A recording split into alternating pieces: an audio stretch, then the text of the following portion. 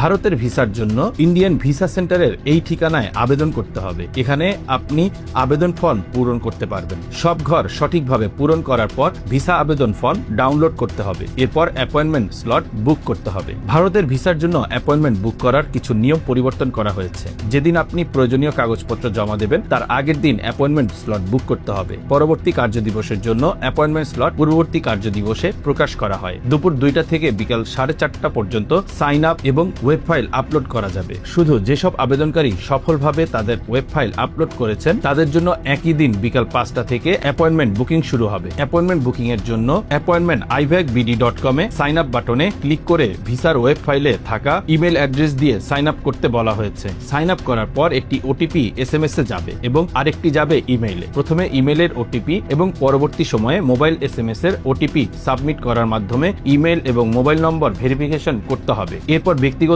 তথ্য দিয়ে sign up করতে হবে। বিকাল 4:30টার আগে সাইন আপ না করলে অ্যাপয়েন্টমেন্ট বুক করা যাবে না। সাইন আপ শেষ হলে মোবাইল নম্বর এবং পাসওয়ার্ড দিয়ে লগ ইন করতে হবে। লগ ইন করার পর মোবাইলে ওটিপি পাঠানো হবে। ওটিপি দিয়ে প্রবেশ করলে অ্যাপয়েন্টমেন্ট পাতা চলে আসবে। সেখানে প্রথমে ডকুমেন্টগুলো আপলোড করতে হবে। ডকুমেন্টগুলো থেকে স্বয়ংক্রিয়ভাবে তথ্য সিস্টেমে যুক্ত হবে। আপলোড করার পর অ্যাপয়েন্টমেন্ট স্লট খোলা পর্যন্ত অপেক্ষা করতে হবে। সন্ধ্যা 6টায় অ্যাপয়েন্টমেন্ট স্লট চালু হলে পুনরায় লগ ইন করতে হবে। লগ ইন করার পর স্বয়ংক্রিয়ভাবে পরবর্তী দিনের জন্য নির্বাচিত একটি অ্যাপয়েন্টমেন্ট স্লট দেখাবে। সেটি পরিবর্তন করতে চাইলে একবার বদলানোর সুযোগ রাখা হয়েছে। অ্যাপয়েন্টমেন্ট বুক হওয়ার পর ভিসা প্রসেসিং ফি পেমেন্ট করতে হবে।